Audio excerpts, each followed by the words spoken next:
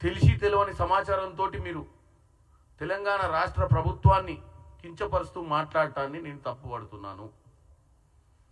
ఈరోజు డాక్టర్ బాబాసాహెబ్ అంబేద్కర్ గారు 134వ జయంతి. మన రాజ్యాంగాన్ని సంరక్షించుకునేటువంటి పరిస్థితి ఉన్నటువంటి దినం. ఈరోజు కూడా మీకు ఇచ్చినటువంటి ఏమంటారు ఫ్రీడమ్ ఆఫ్ స్పీచ్ని, వాక్ స్వాతంత్రాన్ని మీరు దుర్వినియోగపరుస్తారు. ఒక అధికార పొజిషన్లో ఉండి, అధికారంలో ఉండి, అంటే మీరు ఏది చెప్పినా నడుస్తుందని, ఏది పడితే అది మాట్లాడుతున్నట్టుగా క్లియర్ కట్గా కనపడుతుంది నరేంద్ర మోడీ గారు. దాంతోపాటు చెప్తూ తెలంగాణలో ఉన్నటువంటి కాంగ్రెస్ ప్రభుత్వం ఇచ్చిన హామీలు నెరవేరలేదని కూడా చెప్తున్నారు. మీకు నేను ఆహ్వానం పలుకుతున్నా, ఒక ప్రధానమంత్రిగా కాకుండా మీరు ఇవాళ ఇసార్లో మాట్లాడారు కాబట్టి వచ్చి వాస్తవాలు తెలుసుకొని మీ అధికారులు మీకు సరి అయినటువంటి మీ ఆఫీస్లో ఉన్నటువంటి ప్రైమ్ మినిస్టర్ ఆఫీస్లో ఉన్నటువంటి స్టాఫ్ మీద మీకు ఇచ్చే సమాచారం ఏందో నాకు తెలియదు, కానీ మీరు వాస్తవంగా తెలంగాణకు వచ్చి సంవత్సరంన్నర పాలనలో తెలంగాణలో ఇచ్చిన హామీల కోసం ఎంత డబ్బు ఖర్చు పెట్టిరో మీరు తెలుసుకోవాల్సిన పరిస్థితి చేయమని కోరుకుంటున్నాను. మీరు అధికారంలోకి 6 నెలల క్రితం వచ్చినటువంటి మహారాష్ట్రలో లాడ్లీ బహన్ స్కీమ్ ద్వారా మీరు వచ్చి ఈరోజు మీ ప్రభుత్వం 10,000 కోట్లు నెలకు అవుతుంది, మేము ఇయ్యలేమని చెప్పి చేతులు ఎత్తే ప్రయత్నం చేసిరు మీరు మహారాష్ట్రలో. మరి దాని గురించి మీరు ఆలోచించాలి.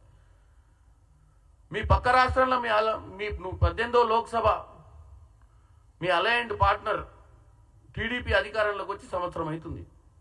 మరి వాళ్ళు ఎన్ని పథకాలు ఈరోజు కంపేర్ టు తెలంగాణ ఫ్రీ ఉచిత బస్సు మొదలు పెట్టలే. మేము చేసిందంట సగం కూడా చేయనటువంటి మీ అధికార పక్షం ఏదైతే టీడీపీ పార్టీ ఉందో వాళ్ళ గురించి కూడా మీరు వచ్చి తెలుసుకొని కంపేర్ చేసి మాట్లాడాల్సిన అవసరం ఉంది. ఎందుకంటే ఈరోజు సాయంత్రం భూభారత్ గతంలో ధరణి పెట్టి ఎంతోమంది భూమి మీద వ్యవసాయం చేస్తున్నా వాళ్ళ పేర్లు రాకుండా ఆ ధరణిలో మాయం చేయడం జరిగింది గత ప్రభుత్వంలో. వాటన్నిటిని సరిదిద్దే ప్రయత్నం ఈరోజు కాంగ్రెస్ చేస్తుంది. రాజీవ్ యువ వికాసం నిన్నగాక మొన్న సన్నబియ్యం ఈరోజు వరకు భారతదేశంలో సన్నబియ్యం ఇచ్చి పేదవాళ్ళను కూడా ప్రతిరోజు వాళ్ళ ఇంట్లో దావత్ ఉండే విధంగా, ప్రతిరోజు వాళ్ళ ఇంట్లో సుఖంగా సన్నబియ్యం తినాల్సినటువంటి పరిస్థితి ఉన్నటువంటి విధంగా వాళ్ళు చేసే పరిస్థితి ఈరోజు కాంగ్రెస్ పార్టీ చేస్తుందని తెలియజేస్తున్నాను.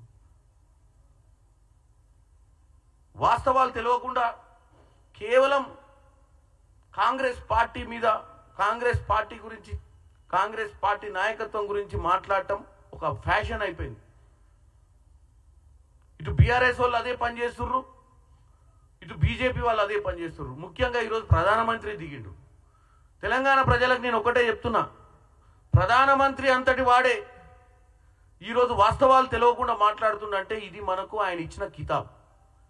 బ్రహ్మాండంగా నడుస్తున్నటువంటి తెలంగాణ గురించి ఆయన పోయి హర్యానాలో మాట్లాడుతుండంటే మనం వాస్తవంగా పనిచేస్తున్నామన్న భయం మొదలైంది వాళ్లకు. ఈరోజు దేశవ్యాప్తంగా కాంగ్రెస్ ముక్త్ భారత్ చేయాలన్న ఒక ఆలోచనతో ఉన్న నరేంద్ర మోడీకి ఇక్కడ రేవంత్ రెడ్డి గారి సర్కార్ ఏదైతే ఇచ్చిన వాగ్దానాలు నెరవేరుస్తుంది, వాళ్ళ ప్రభుత్వాలు అవి కూడా చేయలేకపోతున్న విషయాన్ని ఆయన హర్యానాలో పోయి మన గురించి చెడు ప్రచారం చేసి భారతదేశ ప్రజల్ని తప్పుతో పట్టించే ప్రయత్నం చేస్తున్నట్టుగా క్లియర్ పిక్చర్ కనపడుతుంది మనకు.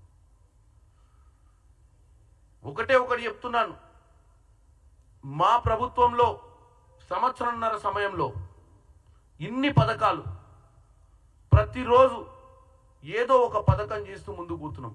ఈవెన్ ఒకటి అందరికంటే పెద్ద ఓబీసీ, నేనే పెద్ద ఓబీసీని అని చెప్పుకుంటున్నటువంటి నరేంద్ర మోడీ బీసీ సెన్సస్ మీద కూడా ఇప్పటి మటుకు స్పందించలేదు.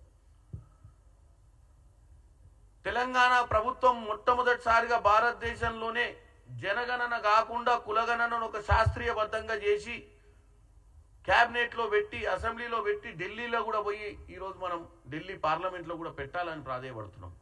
మరి మా చిత్తశుద్ధిని గమనించకుండా నోటికొచ్చినట్టు మాట్లాడటం ఏంది నరేంద్ర మోడీ గారు?